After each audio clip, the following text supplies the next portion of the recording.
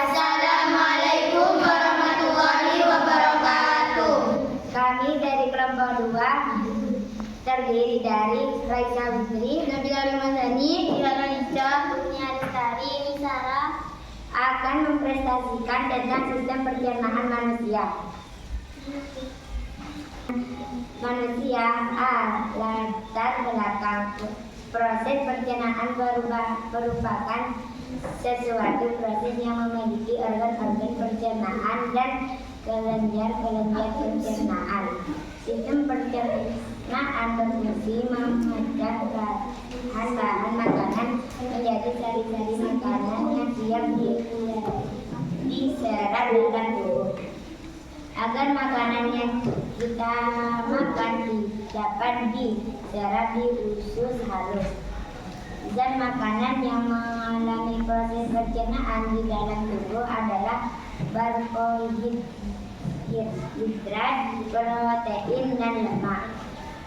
Sedangkan unsur-unsur mineral, vitamin, dan air tidak mengalami proses pencernaan. Proses pencernaan pada manusia dapat dibedakan menjadi dua macam, yaitu proses pencernaan secara mekanik dan kimiawi. Saat kalian mengunyah makanan seperti nasi, roti, ubi, dan pisang, berarti proses pencernaan mekanik fisik sedang berlangsung, dan proses pencernaan mekanik adalah proses perubahan makanan dari bentuk besar atau kasar menjadi bentuk kecil atau halus. Proses pencernaan makanan pada manusia melibatkan alat-alat pencernaan makanan yang kita makan. B. Tujuan menyusunkan makanan ini yang untuk memberikan informasi dan mengetahui tentang fisiologi pencernaan manusia.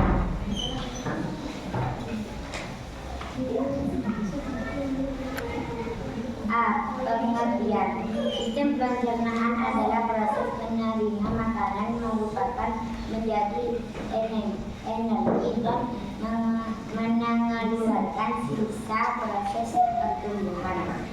Berdasarkan prosesnya, pencernaan makanan pada manusia terdiri dari proses pencernaan mekanis, yaitu pengunyahan oleh gigi dengan dibantu lidah, serta peremasan yang terjadi di lambung, dan proses pencernaan kimiawi yang pelarutan dan pencerahan makanan oleh enzim-enzim pencernaan dengan mengubah makanan yang bermolekul besar menjadi molekul yang berukuran kecil.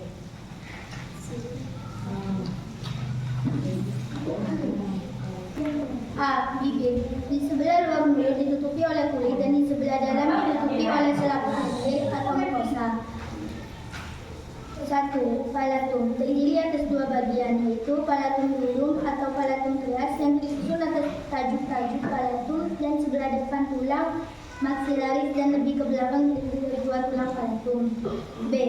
Palatum atau palatum lunak terletak di belakangnya, merupakan lipatan menggantung yang dapat bergerak, terdiri atas jaringan fibrosa dan selaput lendir. B. Pipi. Dilapisi dari dalam oleh mukosa yang mengandung papila. Otot yang terdapat pada pipi adalah otot buccinator. Gigi. Gigi berfungsi untuk mengunyah makanan sehingga makanan menjadi halus. Gigi dapat dibedakan atas 4 macam, yaitu gigi seri, gigi taring, gigi geraham depan, dan gigi geraham belakang. Secara umum, gigi manusia terdiri dari 3 bagian, yaitu mahkota gigi atau corona, leher gigi atau kolum, dan akar gigi radix. Leher gigi merupakan bagian gigi yang terlindung dalam gusi, sedangkan akar gigi merupakan bagian gigi yang tertanam di dalam rahang. D. Lidah. Lidah terdiri dari otot serat, lintang, dan dilapisi oleh selaput lendir. Kerja otot lidah ini dapat digerakkan ke seluruh arah. Lidah dibagi menjadi 3, yaitu radix linua, pangkal lidah, dorsum linua, punggung lidah, apex linua, ujung lidah. Tiga. Pada bagian lidah yang belakang terdapat epiglotis yang berfungsi untuk menutup jalan nafas pada waktu kita menelan makanan, supaya makanan jangan masuk ke jalan nafas.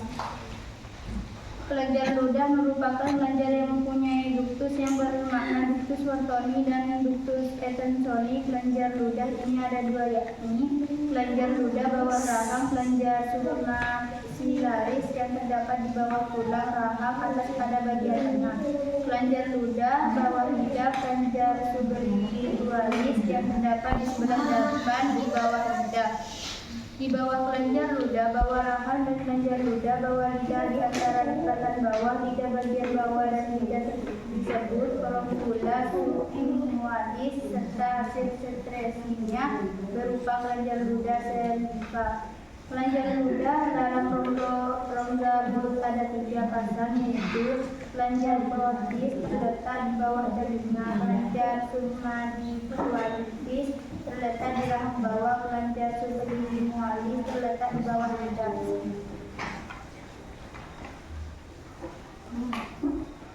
Ludah berfungsi untuk memudahkan menelan makanan.